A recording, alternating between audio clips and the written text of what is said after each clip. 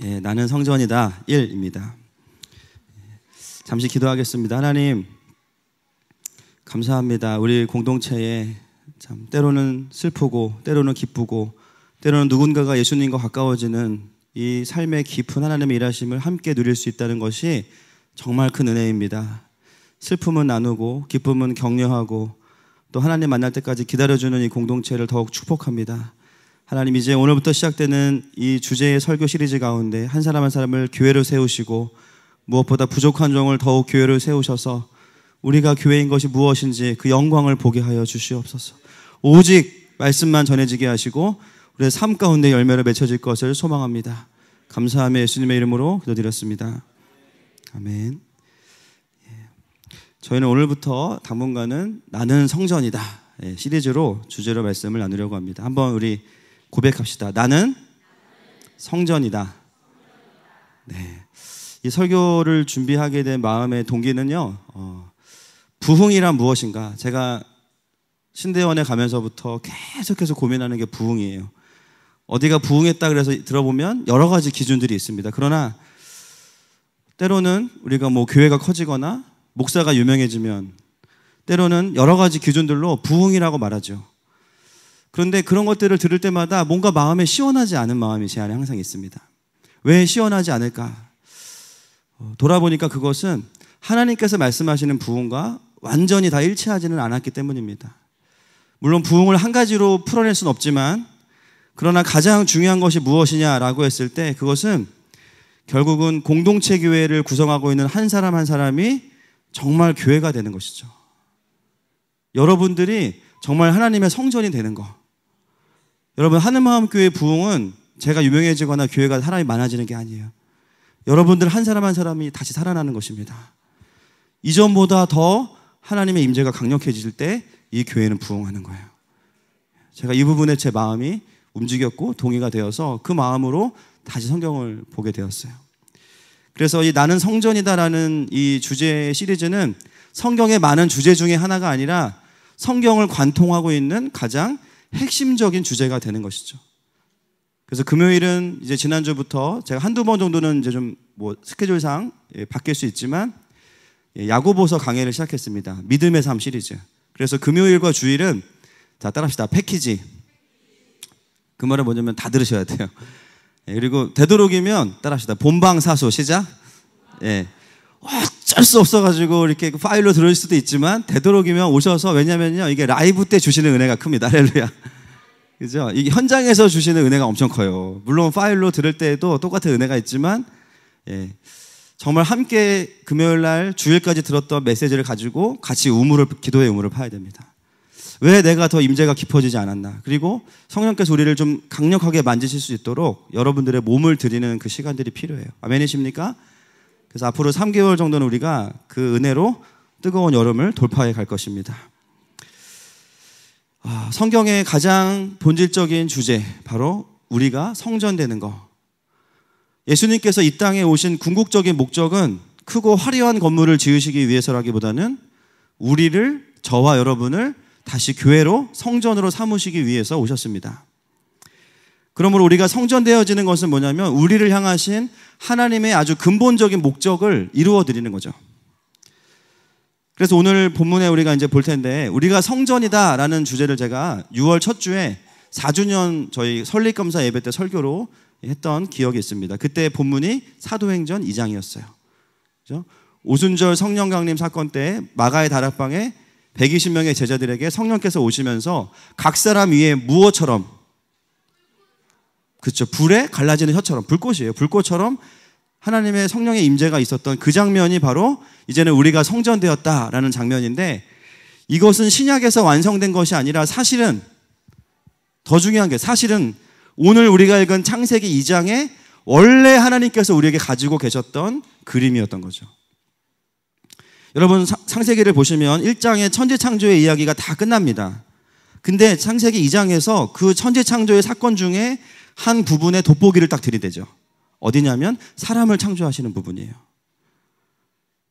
사람을 창조하시는 부분에 돋보기를 들이대면서 2장이 시작이 되는데 사람을 어떻게 창조하셨고 그 사람을 통해서 이 땅을 어떻게 통치하기 원하시는지가 이 2장 전체에 벌써 큰 그림으로 다 나와 있습니다. 여러분, 하나님께서 천지를 창조하신 목적이 무엇일까요? 아주 심플하게 말하면 하나님께서 영광을 받으시기 위함입니다. 뭐 하나님이 아이고 천국에서 일하다 보니까 피곤해, 가끔 좀 쉬러 갈 별장이 필요해, 지구를 만드신 게 아니에요. 그죠? 이 지구를 만드시고 열방을 만드시고 온 우주를 만드신 하나님의 목적은 하나님께서 영광을 받으시는 거죠. 근데 그 영광을 어떻게 받으십니까? 바로 사람을 통해서 하나님의 형상을 사람에게 주시고 사람이 이 땅을 정복하고 다스리는 것을 통해서 하나님이 영광을 받으세요.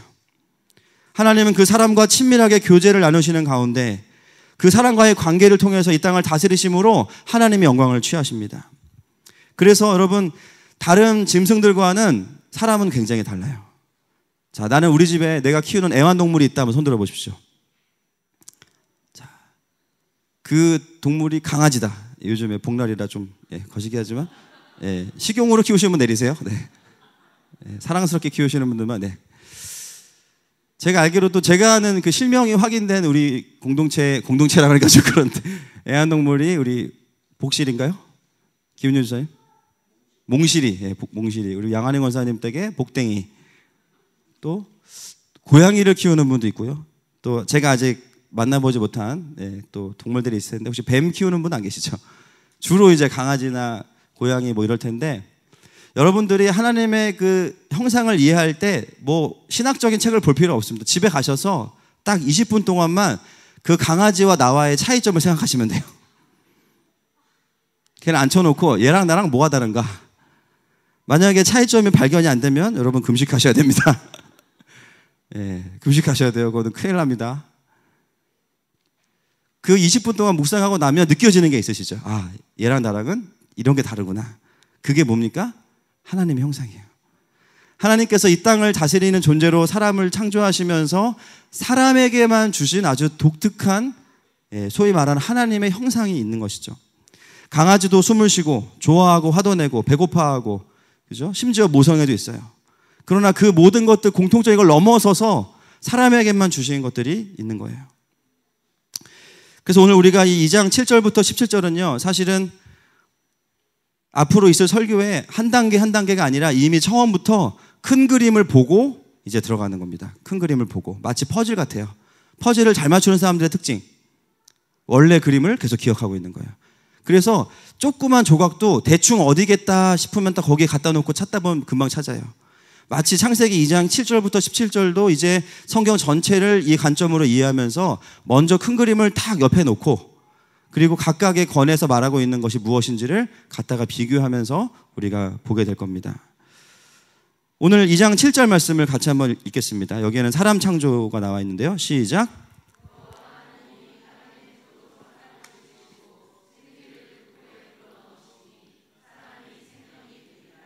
아멘. 속사람 학교를 나중에 이제 하시게 되면, 저희 교회 하시게 되면 구체적으로 더 배우겠지만 심플하게는요, 사람은 두 가지로 구성되어 있어요. 첫 번째 하드웨어가 뭐예요? 땅의 흙입니다. 여러분, 우리는 그래서 금수저가 아니고 성경적이에요. 흙수저. 어떤 분들은 막 자기가 금수저라는데 그분은요 금수저가 아니고 금으로 도금된 흙수저입니다. 결국에 인간은 마지막에 남는 건 흙이에요. 흙수저가 성경적인 거죠. 아무리 스펙이 좋아도 결국은 다 이제 죽을 때 하나님께서 다 놓고 가시게 하신다는 거죠. 결국 우리 흙수저예요. 이 흙으로 만든 사람 안에 하나님께서 이제 무엇을 불어넣으셨어요? 이게 이제 우리를 존귀하게 만드는데 생기를 불어넣으셨습니다. 어떤 학자들은, 보수적인 신학자들은 이 생기가 그냥 성령이라기보다는 사람의 호흡이다 이렇게 해석하는 분도 있어요. 그런데 여러분, 그렇다면 굳이 이렇게 표현할 필요가 없습니다. 그죠? 몽실이도 숨을 쉬는데, 그죠? 나랑 숨 쉬는 게 다를 바가 없는데. 그런데 여기에 사람에게만 아주 유니크하게 나와 있는 표현이 뭐냐면 하나님께서 직접 생기를 불어넣으셨다는 거예요. 그 생기는 무엇이겠습니까? 두 가지입니다. 첫 번째, 창세기 1장 26절 시작. 하나님이 이르시되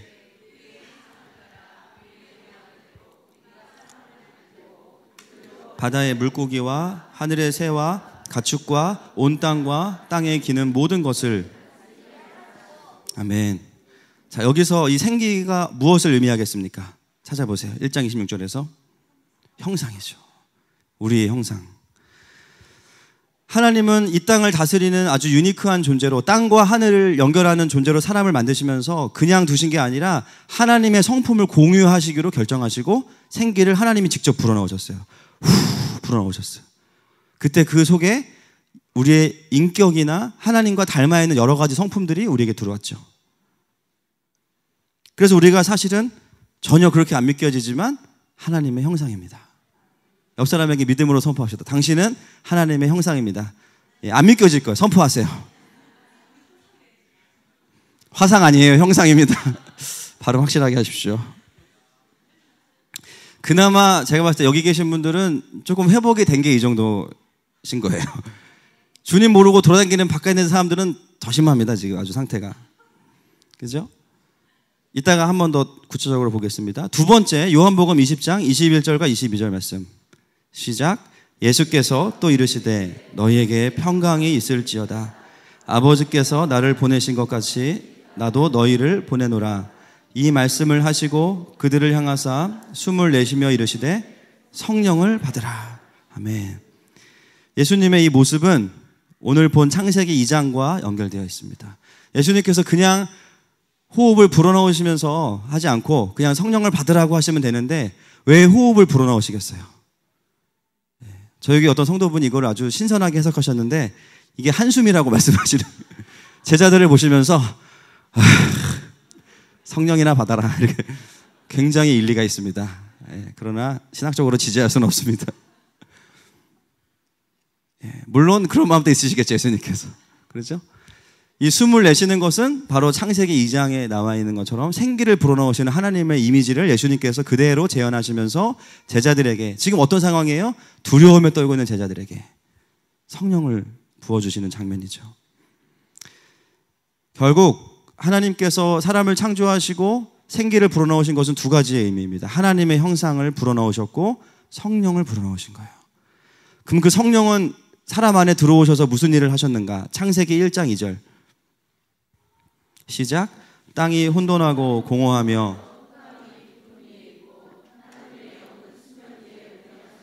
아멘. 여러분 천지를 창조할 때 성령님 어디 계셨습니까? 수면 위에 운행하셨어요. 이 운행하다는 것은 운전하다가 아닙니다. 어떤 뜻을 가지고 있냐면 어미 독수리가 새끼 독수리를 비행 훈련을 시키다가 새끼 독수리가 떨어져요. 힘이 없으면. 그럼 어미 독수리가 재빨리 내려가서 그 새끼 독수리를 쳐 올립니다. 이 단어 라하프라는 단어가 이 운행하다는 단어예요. 그러니까 성령님의 운행하시는 사역은 뭐냐면 하나님께서 성부 하나님께서 디자인한 이 온 우주 만물이 존재하고 있다가 뭔가가 이상이 생기려고 하면 그거를 번개같이 아시고 가셔서 다시 하나님께서 원래 창조하신 대로 회복시키시는 사역. 할렐루야. 이게 성령의 사역이에요. 그러니까 성령님께서 온 우주 만물을 그렇게 운행하시면서 조정하시고 그리고 사람에게 들어오셔서 하나님의 형상이 우리에게 있으니까 우리가 하나님의 형상으로 살 수 있도록 우리를 운행해 주시는 것. 이게 바로 성령의 운행하심이 우리 안에 있는 겁니다. 이게 원래 하나님께서 디자인하셨던 우리의 모습이에요. 이거보다 더 디테일한 거는 속사남학교에 들어오시면 가르쳐 드리겠습니다. 성령님은 결국 우리 안에서 운행하시면서 우리를 우리 되게 할 뿐만 아니라 하나님의 형상으로 살아가도록 우리를 격려하시고 인도하시는 거예요. 그래서 성령이 없이는 사람다운 인생을 살 수가 없는 거예요. 성령이 없이는 우리가 창조된 그 고유한 목적대로 살아드릴 수가 없는 거예요.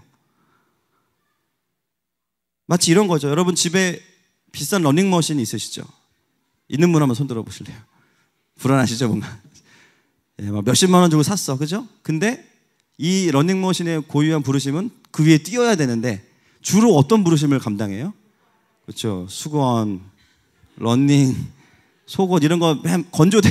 그렇게 비싼 행거는 처음 봤어 나는. 그죠? 사실은 행거로 봤을 때는 몇 개 걸지도 못해요. 그죠? 그 러닝머신이 얼마나 자기가 비참하겠습니까? 내가 이러려고 내가 홈쇼핑에 내가 올라갔던가 그러면서 차라리 행거를 사지. 이 가격이면 행거 몇 개는 더 살 텐데 막. 얼마나 그 비참하겠습니까? 여러분 성령이 없는 삶은 그런 러닝머신과 똑같습니다. 하나님께서 우리를 굉장히 귀한 존재로 만드셨는데 우리가 살아내는 수준의 삶은 성령이 없으면 훨씬 더 낮은 수준의 삶을 살면서 괴로워할 수밖에 없다는 거죠. 그 모든 원인이 어디에 있냐면 성령의 부재에 있는 것입니다. 그래서 우리가 나는 성전이다 이거를 이해할 때 정말 중요한 포인트가 뭐냐면 이 생기, 이 하나님의 생기예요, 생기. 그래서 우리가 성전된다는 것은 종교적인 표현이 아니라 원래 하나님께서 디자인하시고 창조하신 그 원래 인간의 구조로 돌아갈 때가 성전이 되는 거죠. 아멘이십니까? 다시 성령께서 우리 안에 충만히 거하시면서 하나님의 형상을 더욱 드러내시고 하나님께서 다스리시는 삶으로 가게 만들고 하나님과 친밀히 교제하게 만드시는 그 삶. 그것이 우리를 성전되게 하는 것입니다. 그 다음 중요한 포인트가 2장 8절입니다. 같이 읽겠습니다. 시작.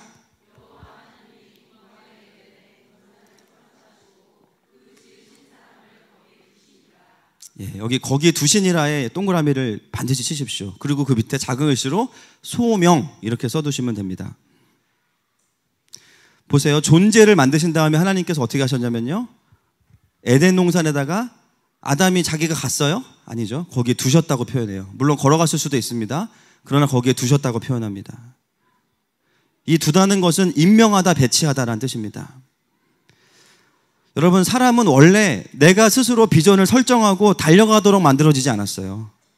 사람은 원래 어떻게 만들어졌냐면 하나님께서 존재가 되면 필요한 곳에 두도록 만드셨습니다. 여러분, 이 차이를 이해하시겠습니까? 내가 비전을 설정하고 가는 게 아니에요. 하나님께서 우리를 거기에 두시는 거예요. 물론 표면적으로는 내가 가는 것처럼 보일 수 있습니다. 그런데 그 목표와 그 자리도 내가 결정하는 게 아니라 하나님께서 우리에게 그 자리를 인도하심이 있어야 된다는 것이죠. 우리의 존재가 완성되면 자연스럽게 우리를 다스림의 자리에 하나님은 두십니다. 때로는 내가 가려고 하지 않아도 문이 열릴 때가 있어요. 때로는 내가 원하지 않았는데 문이 열릴 때가 있고요. 때로는 내가 정말 그게 하고 싶었지만 안 될 때가 있어요. 우연입니까? 아니에요. 그곳이 하나님의 자리가 아니기 때문이죠. 핵심은 내가 가냐 아니면 나를 보내시냐가 아니라 하나님께서 우리를 원하시는 자리에 두셔야 한다는 것입니다. 왜냐하면 그 자리에 있어야만 하나님의 그 킹덤의 일하심과 하나님의 그 생수의 강이 흘러가기 때문이에요. 여러분, 그 뒤에 나오는 본문을 보시면 갑자기 강이 나옵니다. 생기를 불어넣어서 아담을 만드시고 에덴에 두신 다음에 갑자기 에덴을 근원으로 해서 4개의 강이 나와요. 강을 통해서 온 땅에 생수가 흘러가는 것이죠. 이건 단순히 에덴 동산의 위치와 지형을 설명하는 것이 아니라 하나님 나라의 원리를 설명하고 있습니다.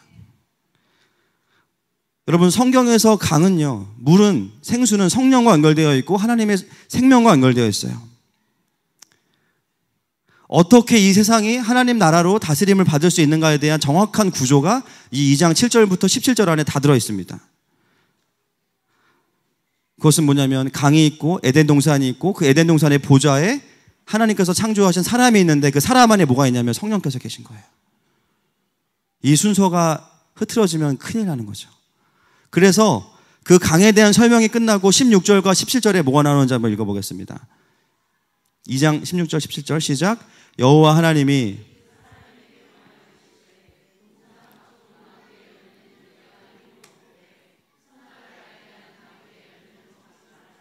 내가 먹는 날에는 반드시 죽으리라 하시니라. 여러분이 비싼 옷을 샀어요. 실크로 된 거. 제품 설명서를 딱 보니까 이 원피스는 되게 좋은 거래.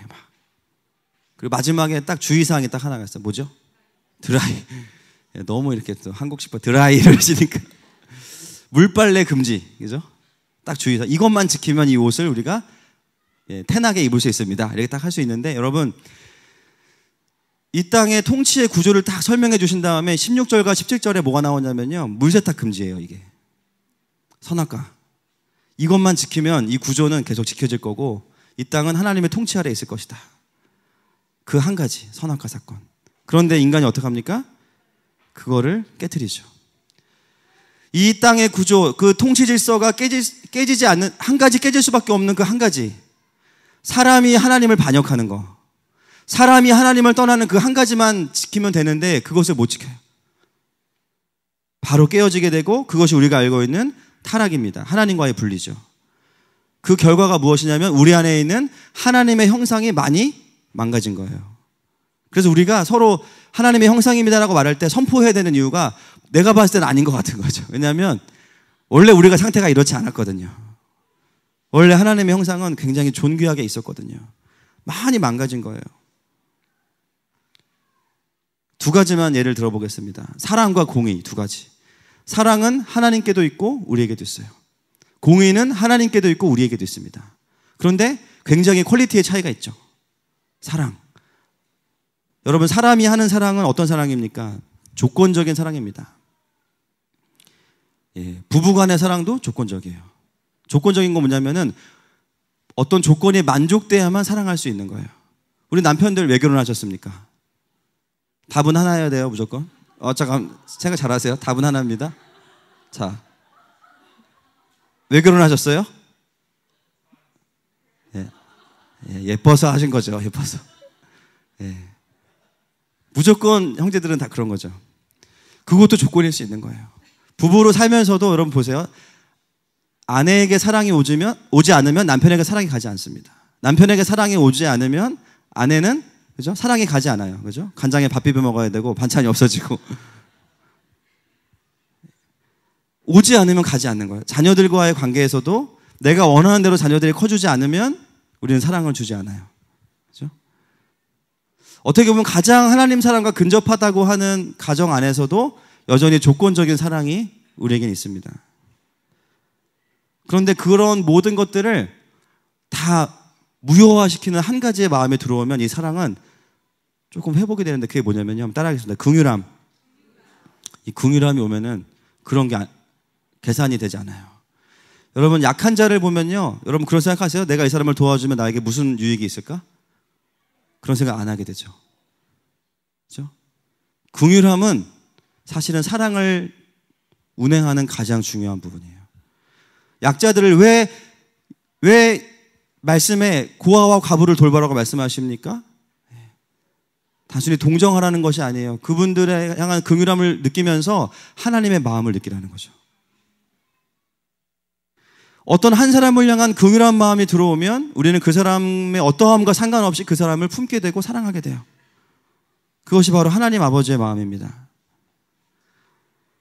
여러분이 정말 같이 품을 수 없는 사람들을 놓고 기도할 때 구하셔야 될 게 뭘까요? 긍휼한 마음이에요. 하나님, 저 사람 속에 내가 긍휼히 여길 만한 포인트가 무엇인지 저에게 말씀해 주시고 하나님 어떤 마음이신지 알게 해주세요. 같이 직장에서 얼굴 마주 보면서 일하는데 너무 꼴보기 싫어. 어떤 기도해야 될까요? 주님, 저 사람을 향한 긍휼한 마음을 부어주세요. 같이 밥 먹다 보니까 이 사람이 살아오면서 엄청난 상처가 있었던 걸 알게 됐어. 그 순간 긍휼함이 생기는 거야. 이 사람이 그 상처 때문에 이렇게 어렵게 관계가 어려웠구나. 이 사람의 앞뒤를 이해하니까 이 사람이 가끔 보이는 그 돌발 행동이 괜찮은 거예요. 왜 그렇습니까? 긍휼함이 있기 때문이죠. 결국 우리가 할 수 있는 사랑은 왜곡된 사랑이고 결국 그것은 긍휼함이 오지 않으면 그 긍휼함은 하나님이시기 때문에 회복될 수 없는 겁니다. 이것이 우리 안에 사랑이 있지만 왜곡되어져 있는 하나님의 형상이죠. 이게 바로 사랑을 통해서 보는 것입니다. 두 번째, 공의. 하나님에게도 공의가 있고 우리에게도 공의가 있어요. 여러분, 불의를 보시면 잘 참으시죠? 못 참으십니까? 예, 대부분 잘 참으시는데 못 참으시는 분들이 있어요. 꼭 전철에서도 누가 크게 이렇게 통화하고 있으면은 다들 가만히 가가지고 그 전철 혼자 탔어요? 막 이런 분 있잖아요. 그렇죠? 나가서 통화해! 막 이런 분들 있죠. 불의를 보고 못 참는 분들이 있어요. 뭔가 우리는 사회를 보면서도 공의롭지 못하다고 느낄 때 분노가 올라오죠. 그런데 여러분, 이 공의도 하나님께 있는 공의와 우리의 공의는 굉장히 수준이 차이가 납니다. 하나님의 공의는 어떤 공의예요? 완벽한 공의입니다. 완벽한 공의는 뭐냐면 하나님께서 분노하셔도 된다, 안 된다? 된다. 하나님의 공의는 그 누구도 섭섭지 않게 만듭니다. 섭섭한 사람이 하나님 분노하시면 다 맞는 말이에요, 그게. 여러분, 지옥 가는 사람들이 왜 지옥 가요? 섭섭해요? 아니에요. 자기 죄 때문에 지옥 가니까. 그죠? 그게 하나님의 공의예요. 그래서 하나님은 분노하셔도 돼요. 우리는 안 돼? 이렇게 물어요. 우리는 분노해도 됩니까? 안 됩니까? 사람은요, 완벽하게 공의로울 수가 없어요. 하나님은 모든 것을 정확히 판단하시기 때문에 그분이 분노하시면 다 맞는 건데, 우리는 내가 분노하는 순간 나한테는 맞지만 누군가에게는 맞지 않아요. 여러분들이 왜 싸우는지 아시겠죠? 싸우는 분들을 뜯어서 말려놓고 한 명씩 얘기해보면 다 자기가 옳대요. 그죠? 다 자기가 옳으니까는 그렇게 싸우는 거예요. 그것이 바로 우리가 가지고 있는 한계가 있는 공의입니다. 잠언 15장 1절에 이런 말씀이 있습니다. 유순한 대답은 무엇을 쉬게 하여도, 그렇죠, 과격한 말은 노를 격동하느니라. 여러분 그걸 기억하셔요. 특히 여기 계신 B형분들 기억하세요. 저도 B형이지만 내가 분노하고 나면 유순한 대답은 분노를 쉬게 하지만 반대로 분노는 유순한 사람도 분노하게 만들어요. 그죠? 공의가 만족되지 않는 분노는 다른 사람에게 반드시 폭력이 됩니다. 왜냐하면 우리가 분노할 때는 모든 걸 파악할 수 없기 때문에 결국 내 기준으로 듣고 내 기준으로 보고 내 기준으로 옳고 그름을 판단해서 이건 아니다 싶을 때 분노하는데 이 자체가 틀릴 수 있다는 거예요. 그래서 야고보서는 뭐라고 말합니까? 사람이 성을 내는 것이 하나님의 의를 이루지 못한다. 여러분 교회 일 하면서 절대 싸우지 마십시오. 교회 일만 그러겠어요? 여러분 직장에서도 가능하면 훈련하세요. 가정에서도, 아이들과의 관계 속에서도. 저도 날마다 이 훈련이 참 쉽지 않습니다. 분노하고 났더니 아이 얘기 들어보니까 얘는 이유가 있었어. 그럼 엄청 미안한 거죠. 그거 하지 마 그랬는데 알고 보니까 한 이유가 있었어. 근데 들어보니까 그렇게 나쁜 의도도 아니었어요. 부부 사이에도 내가 눈에 보이는 거 가지고 하나 가지고 분노했는데 알고 보니까 다 이유가 있었어. 공의의 영역에서 우리가 성숙해지려면 반드시 분노의 문제가 다루어져야 됩니다. 분노의 문제. 아주 중요한 키워드를 하나 드릴게요. 분노를 다룰 수 있는. 그것은 바로 판단과 심판을 하나님께 양도하는 겁니다. 이 상황을 내가 판단하지 않는 거예요. 뚜껑은 열렸지만 판단하지 않는 거예요. 하나님께 드리는 거예요. 그리고 그 상황에서 하나님이 정확히 알고 계시기 때문에 하나님의 마음이 무엇인지에 더 관심을 갖기 시작해야 돼요. 물론 마음은 하나지만 지금 이 상황에 하나님의 마음이 어디에 있는가, 이게 바로 고수의 영역으로 가는 길입니다. 이걸 정말 잘하신 분이 누구시죠? 우리 다윗 형님입니다. 맨날 사울이 죽이려고 쫓아오는데 얼마나 짜증나고, 그죠? 막 죽일 기회도 있고 막 심지어 막 눈앞에 와 있고 막. 근데 다윗이 절대 해하지 않아요. 얼마나 많은 억울함과 원통함과 분노가 다윗 안에 있었겠습니까? 그러나 다윗은 사람과 싸우지 않습니다. 그게 가능했던 이유는 시편에 다 나와 있어요. 다윗이 날마다 선포했던 거, 하나님은 공의의 하나님이십니다. 하나님은 악한 자를 벌하시는 하나님, 하나님은 의인을 보호하시는 하나님, 내가 범죄하지 않습니다. 할렐루야. 그 믿음의 고백이 다윗의 분노를 가져가 버렸어요. 여러분, 하나님은 우리의 모든 상황을 정확히 아시는 공의의 하나님이십니다.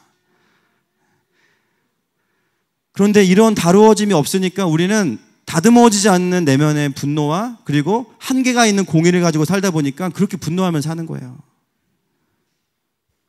그래서 야고보서에서 성내기를 더디하라고 하는 이유가, 더디하는 게 화를 나누어서 할부로 내라는 게 아니라 화를 최대한 참으면서 상황을 파악하라는 거예요. 지금 어떤 상황인지. 분명히 내가 모르는 것들이 있을 텐데 그걸 보라는 거예요. 여러분, 사랑과 공의 두 개만 우리가 꺼내서 이렇게 봐도 굉장히 사는 게 어렵습니다.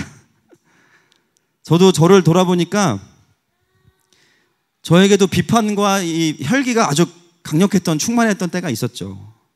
지금도 뭐 다 없어진 건 아니지만 하나님의 은혜로 과거의 저보다는 제가 지금 되게 많이 좋아진 거예요. 근데 제가 왜 그런 20대를 보냈나, 왜 그런 혈기 있는 시간들을 보냈나 생각해 보니까 뭐 B형이어서 그런 것도 있겠지만 제가 다 옳다라고 생각했던 착각 때문이었습니다. 분노하는 사람들은 내가 옳기 때문에 분노해도 되는 거거든요. 저 사람이 틀렸으니까. 근데 제가 거기서 굉장히 큰 걸 놓쳤어요.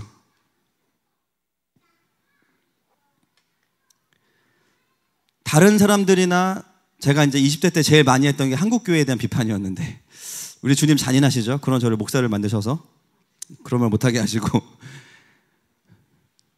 그런 높은 기준들을 다른 사람과 교회를 향해서 막 잣대를 들이댔지만 제가 어디서 속았냐면 옳은 말을 하기 때문에 내가 옳은 사람이라는 착각을 하게 만든 거예요. 제가 스스로에게. 여러분 이해되세요? 옳은 말을 신나게 해. 막 맞는 말. 근데 그것으로 내가 옳은 사람이라고 내가 스스로 날 속이는 거예요. 이해되십니까? 옳은 말을 해서 우리는 옳은 사람이 아니에요. 옳은 삶을 살 때 하나님 우리를 인정하실 때 옳은 사람이지. 그 엄청난 기준과 정죄의 막 기준들을 다 다른 사람과 교회와 목회자들 막 들이대면서 나는 전혀 그렇게 안 살아. 내가 거기에 속았던 거예요, 제가. 그리고 심지어 시간이 지나고 보니까 제가 막 옳다고 막 침을 튀기면서 얘기했던 걸 보니까 또 다 옳은 것도 아니었어. 심지어 틀렸던 거였어, 또. 이러고 나니까 다른 사람한테 함부로 말하는 게 너무 어려워진 거예요. 나를 보니까. 혹시 여기에 분노가 너무 쉽지 않은 분들 계십니까? 저를 포함해서. 우리들에게는 성령님의 나를 보여주시는 은혜가 필요합니다. 제가 그랬던 저의 시간들을 돌아보니까 어떤 마음이 드냐면요. 그동안 제가 살아왔던 그 시간들을 제 옆에서 저를 기다려주고 용납해주고 품어주었던 그 모든 분들이 너무 고마우면서 제가 너무 부끄러운 거죠. 너무 부끄러운 거예요. 나는 나만 옳고 나머지 다 틀렸다고 생각했는데 아니었구나. 오늘부터 뚜껑을 천천히 여는 훈련을 하시기를 축복합니다. 우리에게는 그래서 은혜가 필요합니다. 이게 뭐예요? 하나님의 형상이 내 안에서 왜곡되어 있기 때문에 우리가 겪는 고통입니다. 주님 때문 아니죠? 죄 때문이죠. 그 다음에 또 하나의 결과가 뭐냐면 6장 3절, 창세기 6장 3절입니다. 창세기 6장 3절 시작.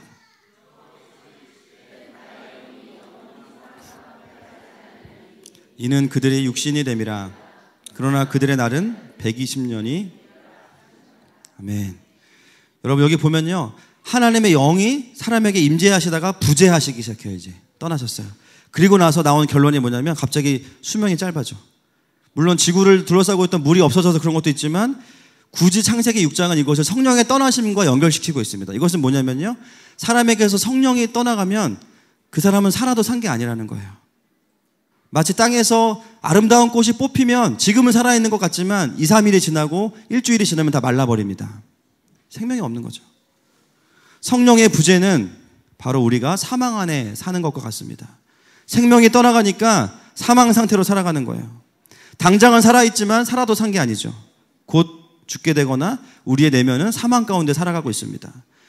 이런 상태로 사람들이 세상 속에 섞여 사니까 이 세상은 거의 지옥이에요. 그러니까 분노, 시기, 질투, 온갖 죄의 열매들, 아비규환이겠죠.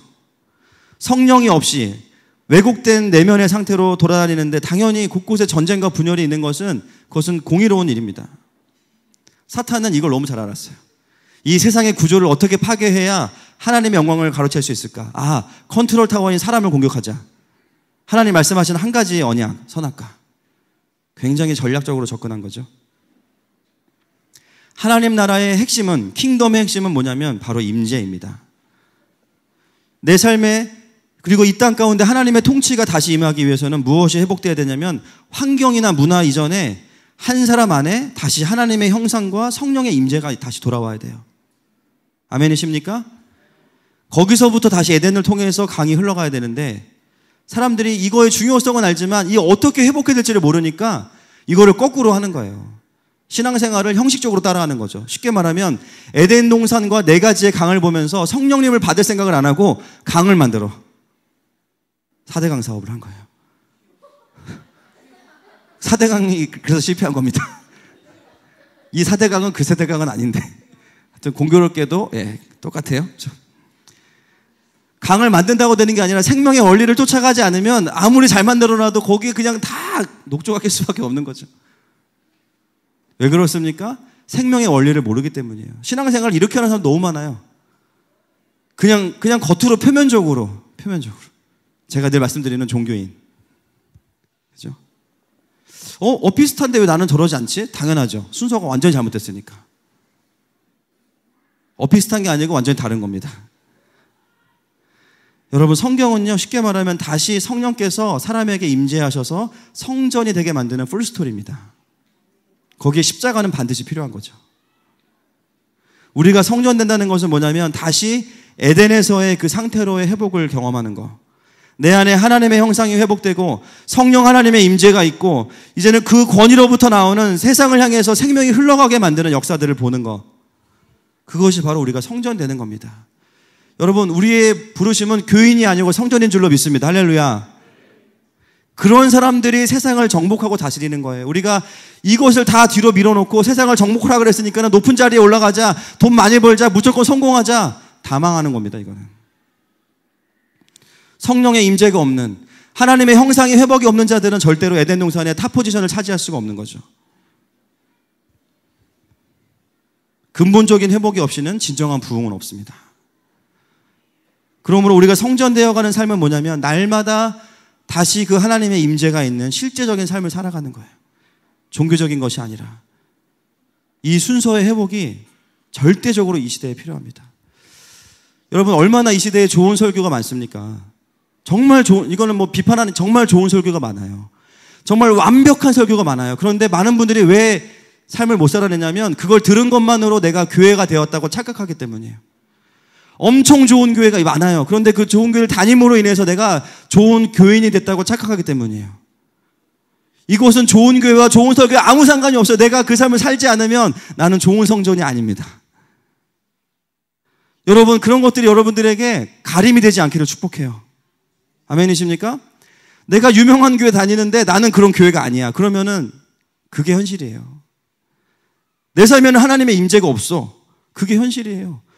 예배를 언제 드렸는지 기억도 안 나. 그게 현실이에요. 나는 매주 교회를 나갔는데 매주 가신 거죠, 그냥. 그래서 우리의 신앙생활이 드라이해지고 힘든 겁니다. 여러분, 임재가 있으면 강은 흘러가게 돼 있어요. 아멘이십니까? 저는 그 에덴이 강의 근원이라는 것이 너무 어떤 의미인지 이제 깨달아지는 거죠. 아, 내가 강의 근원이구나. 내 안에 계신 성령님. 예수님 뭐라고 말씀하십니까? 배에서 생수의 강이 흘러가리라. 에스겔 37장. 성전에서부터 강이 흘러가요. 그 물이 닿는 곳마다 나무들이 살아나고 바다가 살아납니다. 우리는 열심히 사는 그리스도인이기 전에 생명을 가진 그리스도인이 되어야 합니다. 우리가 가면 하나님의 임재가 같이 가서 그 강이 흘러가기 시작해요.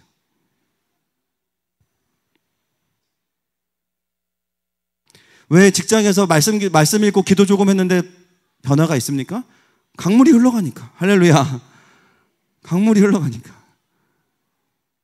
그게 성전되는 것이죠. 많은 분들이 말합니다. 건물이 교회입니까? 사람이 교회지.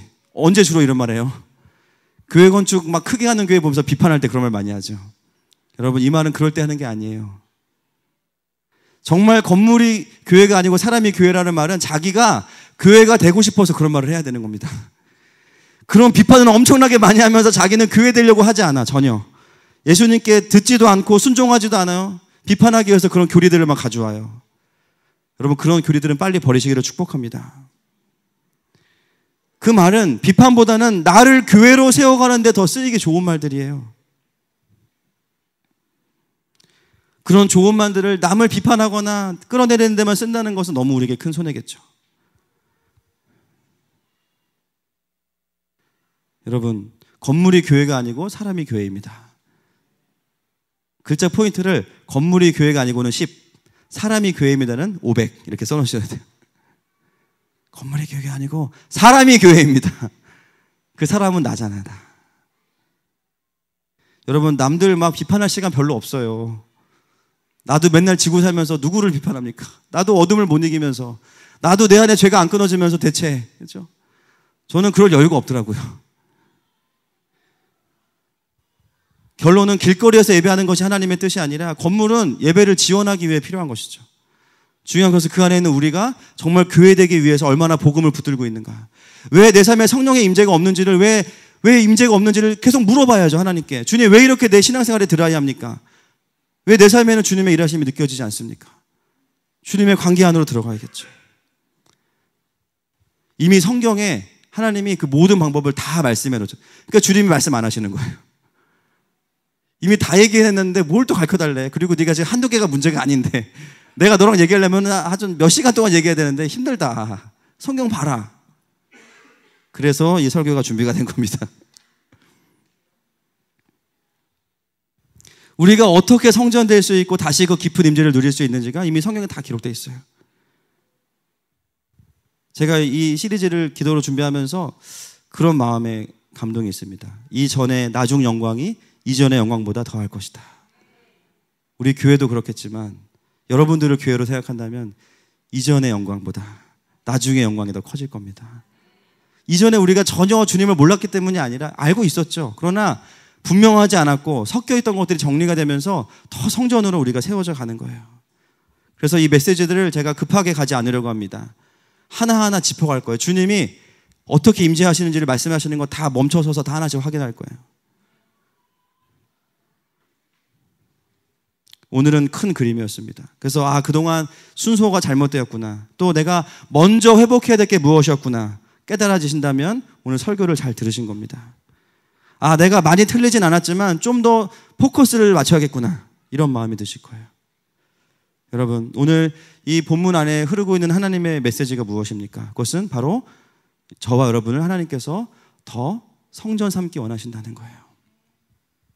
이제 여러분이 그 주님께 반응하십시오.